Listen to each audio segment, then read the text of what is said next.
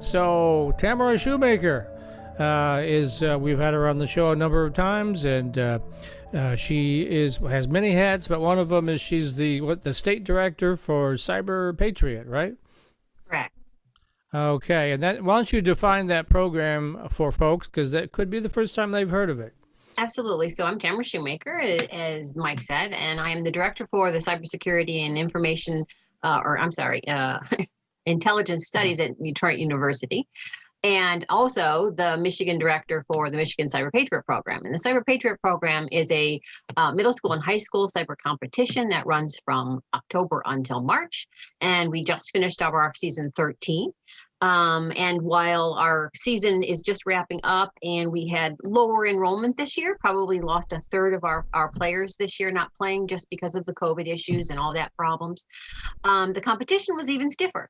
So each year these kids are improving every year, year on after year, because all of these teams that are competing have cybersecurity programs in their schools. And so the competition is getting tougher and tougher each year.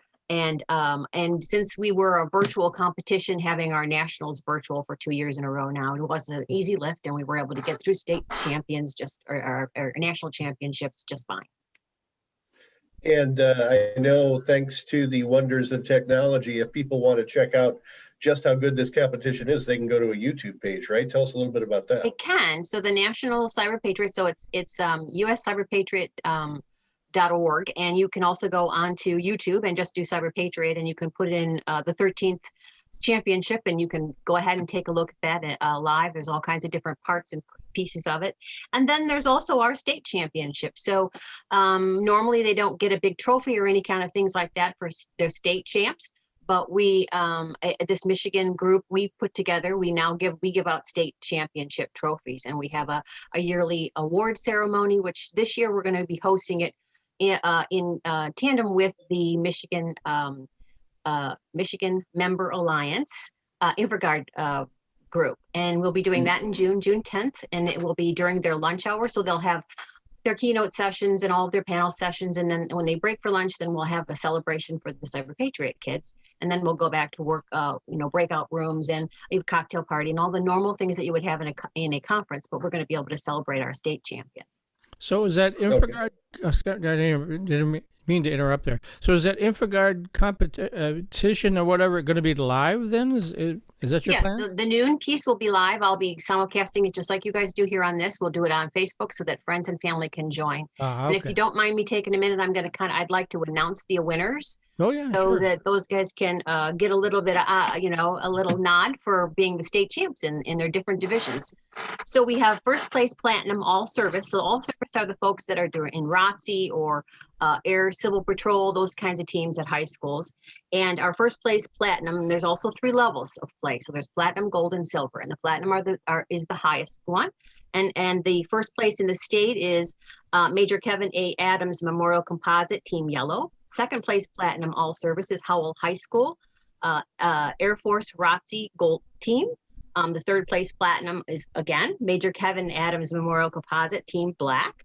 And then we drop down to the open division, which is all the other high schools, normal high schools, rec centers, Boy Scout groups, Girl Scout groups, those kind of folks, but high school age. The first place in the state is, for that open division, is Notre Dame Preparatory School, the Fighting Irish. Second place is the Woodhaven High School Cyber Warriors A.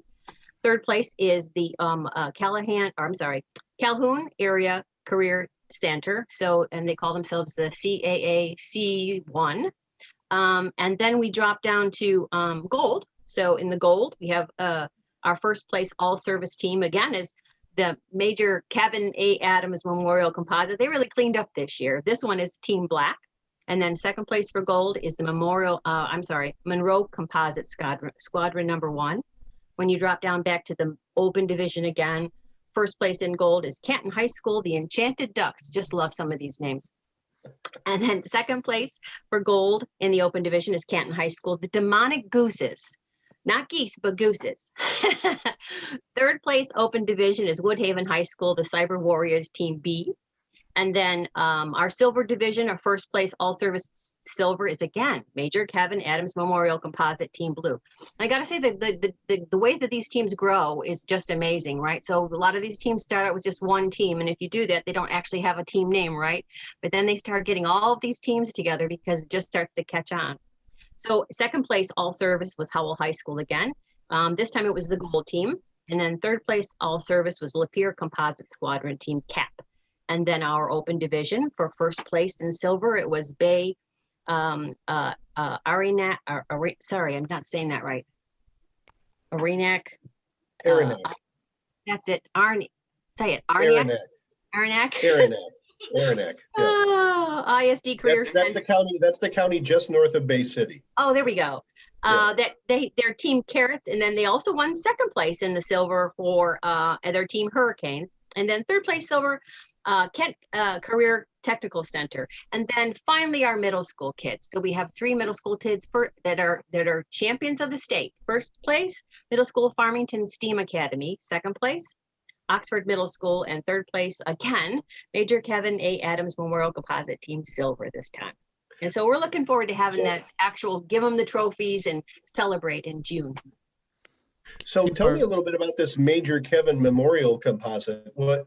How is that team organized? Is that from all over the state? Is it from one place? I take it it's in memory of a service member who passed away. Correct. And their team is actually in Ypsilanti, and it's a composite team. So that, they do bring kids in from different places and put them together. And their coach has been working on this for a while. I think even before I started working on this, and I started working on trying to get this thing about 6 years ago. I started working on the state, and he had already established a team, but it's only grown in leaps and bounds, which I see that across the state. When they'll start out with one team kind of tentatively, and then they'll start adding teams because word of mouth starts to get out, and the kids start saying, "Hey, this sounds like a pretty cool thing to do," and then they start joining, and then they start having to need more teams. So tell me, what do the kids actually do in these competitions? What form does the competition take? So it's virtual, first of all, so there's no running around. And so what they do is they have 2 computers that are actual computers for the competition. One they open up has a Windows operating system, and they have to harden that operating system and that network to make sure that no vulnerabilities are hanging out there so that a bad guy can come in. And then the other computer has a Linux operating system with the same kind of issues. And so they need to make sure that is all hardened. And so they get this little when they find something in the system and they harden it and fix it. Now, when you go to nationals, it's head to head. So it's a little differently. They don't just get the 2 operating systems. What they actually get is a small company that they have to keep up. And they have a red team that goes after them. They have challenges that get thrown at them during live fire kind of stuff that goes on head to head. But, that's when they're at the platinum, and the top 28 teams in the nation go head to head. So you really have to work your way up to that. And we're working real hard to get there in Michigan. Did we have anybody? I'm sorry, Matt. Did we have anybody competing at nationals from Michigan? No, we didn't. We are working towards that. I truly think that it's a major difference. The state, I know, is supporting cybersecurity education in the K through 12 space. That's becoming very much, my phone's practically ringing off the hook now with folks that are finding out about it, trying to get more stuff into their classroom. So it's a really good time to be doing this right now, because it really is growing in leaps and bounds. And then, of course, to try to help with recruiting, we do summer camps.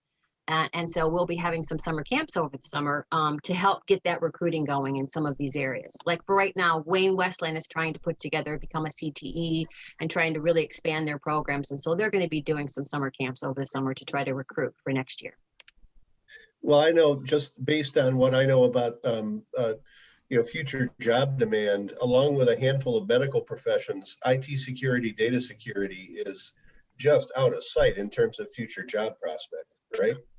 Absolutely. The sky's the limit too, right? Because there are so many limited that they make 10 to 20% higher than most IT folks, because there's so few people that are qualified to do this. And so the reason that I'm reaching back into the K through 12 space is it takes us a while to get these guys put through the system, right? So if we can get them to start doing some of the basics while they're in middle school and high school, by the time they come to us, then we can finish them off rather than have to start from the beginning. And also we're making sure that the pool is wider, right? So right now it's just folks that are self-selecting and kind of think about it, and they're not thinking about it until they're, junior or senior in high school. I want kids to, first of all, be protected. from kindergarten on, because they are using these things. And especially now, right now that we have online school, online everything, they know how to use it, but they don't know how to protect themselves and keep themselves safe. And so we want to do that. So we're actually piloting this year. We're piloting an elementary camp as well as the middle school and high school camp, because we really truly want it to get all the way back into kindergarten. So the kids know things like, if you're online, you don't tell anybody that you're talking to online, that you're home alone, or what your passwords are, or where you live, or any of those kinds of things. Without any kind of scary tactics, right? We want them to just be informed and have the tools that they need in order to be able to function in this world that we live in, which is, partially virtual now. Kind of going back to don't take candy from strangers kind of idea, right? Right. Because, and I have grandkids, right? And they're in these games and they're in there and they're chatting and they think that it's another kid that's chatting with them in their game, which is not necessarily the case. It could be somebody casing their place, their home, and maybe not even just to come after them, but maybe to find out when mom and dad aren't around so they can come break into the home, and then you get into some of the really scary stuff, which is actually they are in danger and they have to be careful.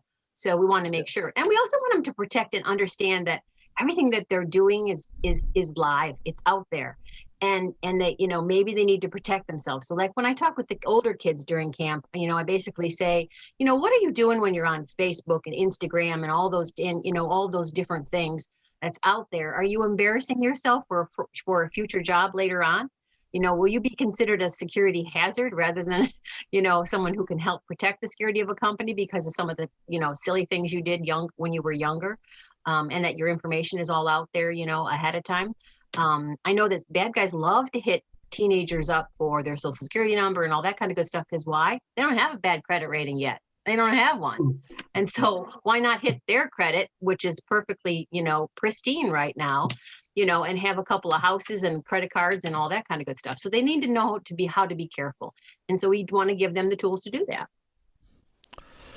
Okay. So getting back to your summer camp, how does one sign up, or how do the kids sign up, or their parents sign them up for your summer camps? So we're going to be having 2 sessions this summer. So we're going to have one in June, which is June 21st to the 25th. Those are half-day camps, and we're going to be having them all over Michigan. And so what they'll have to do, and the other one is in July 12th through the 16th.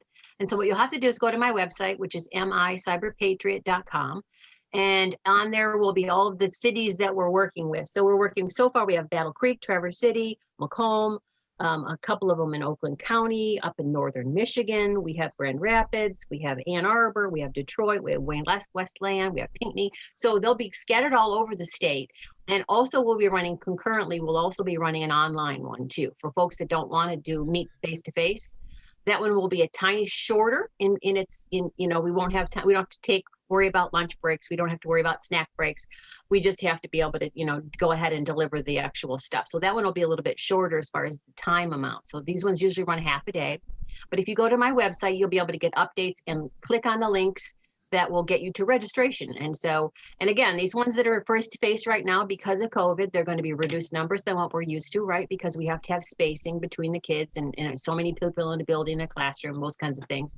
But again, we also have the online too. And if for some reason everything just doesn't work out the way that we wanted face-to-face, all of those face-to-face ones will get rolled into an online one. Should there be any kind of, if we get another, like last year, we had to kind of go all online in a moment's notice. This time we have it all planned out so that it can happen seamlessly if you signed up for one of those.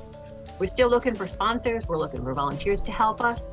And you can always keep hitting that website for updates on some of the new venues. Traditional four-year students love Lawrence Technological University's thriving campus life, but LTU has always met non-traditional students' needs too.